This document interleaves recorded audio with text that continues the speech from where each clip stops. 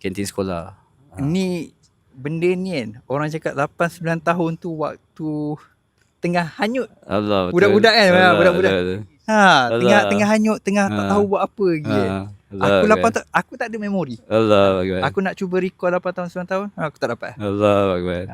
Lepas tu faham.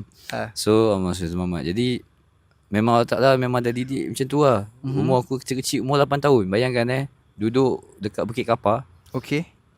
So jalan jauh kat lah. Tak ada transport masa tu, tak ada bagi basikal lah. Aku jalan kaki.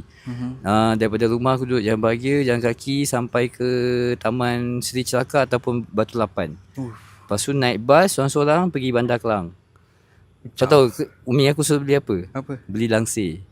Allah Kali aku dah lupa lah. Rasanya colour biru ke apa, lupa kuning lah.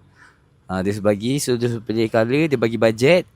So aku pandai-pandai pilih. Dengan umur 8-9 tahun. 8 tahun masa tu. 8 tahun. Seorang-seorang. Dah boleh pegang tanggungjawab tu. Pergi seorang-seorang.